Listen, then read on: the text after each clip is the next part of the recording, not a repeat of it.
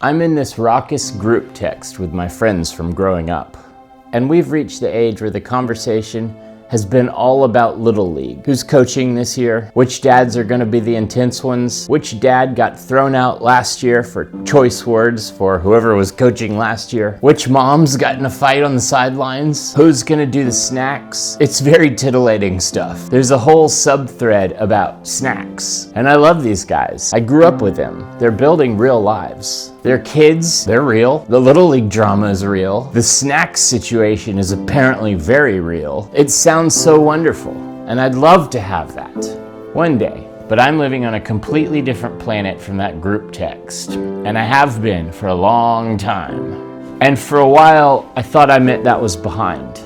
An inventory of my current life status. No kids, no boss, no car. I got rid of my car years ago, which also got rid of oil changes, insurance, parking tickets, gasoline, and my participation in the Los Angeles street sweeping trauma. If you lived in LA, you'll commiserate. Your eyes just got a little red with anger thinking about it, right? Waking up early, what side of the street's my car on? If you haven't lived in LA, bless your heart.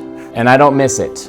Gas is whatever it is right now, apparently high. My driver's license expired and I didn't even renew it immediately. I did eventually, because my version of fun now is renting a car and driving out to little pueblos in rural Colombia to explore. That's the adventure, that's the vacation. Not the newest chic restaurant in town, though I've done that, no complaints. But renting a car and taking a road that's not on Google Maps, maybe they're all on Google Maps now, but a place that seems to have fallen through the cracks. I don't own the apartment I live in. I found it by walking around neighborhoods in Medellín and looking for rent signs on balconies. I did not research the school district. It is not fancy, but it's mine. Before I found my current place, I lived for years in a 200 square foot room. 200 square feet. To be able to do all this, to keep expenses low enough so I could keep going, keep writing, keep building something that didn't have a name yet. That's what the scoreboard doesn't show.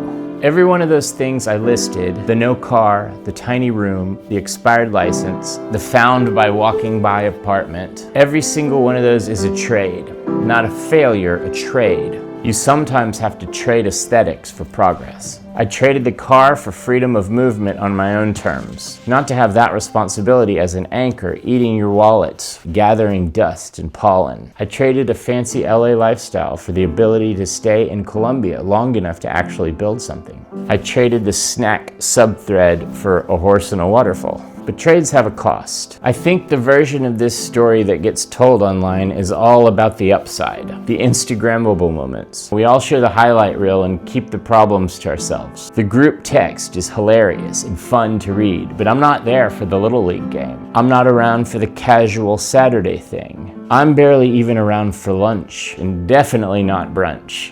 The life I chose is largely one I'm building alone, in a country I did not grow up in a language I'm still struggling to be fluent in a city and a culture that doesn't always make sense to me. That's real, and I'm not going to dress it up. But I know who I am. Not in a finished way, very much still in process. But I know what I'm building and why I'm building and what it costs and what it's worth. And that knowledge, for my personality, isn't something you just find. For me, I don't think you can get it any other way other than just wander into it. I think about this a lot. What am I actually doing right now? I'm reading, I'm developing, I'm surviving. Building something from scratch takes longer than anyone tells you and costs more than you budget for. I'm writing a novel.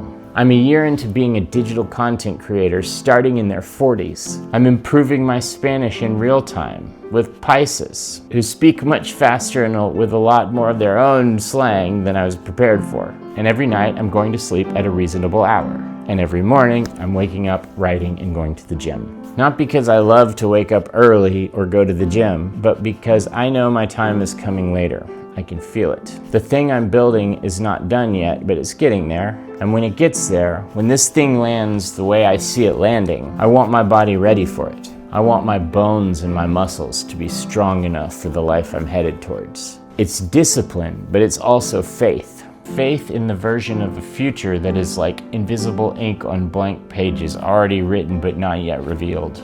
And I think there's a lot of us doing exactly this. Getting to bed early, getting up early, putting in the invisible work, and looking at their life from the outside and thinking, this doesn't look like much yet. And from the inside thinking, but I could see what it's becoming. I've made movies in Hollywood, but had things gone a different way, I never would have found what I found. Colombia, the work I'm actually doing, the love of being in front of a camera, adventure, if any of that earlier stuff had gone the way I wanted. The camera thing I have to say out loud because it still surprises me. I like being here, in front of it. I wake up wanting to make something. The pull, the real kind, that gets you out of bed before your alarm goes off and makes you eat breakfast faster. I did not have that before, and that's a gift. Couldn't have found it if I'd been too busy being whatever those earlier versions of success wanted me to be. I lost things to get here.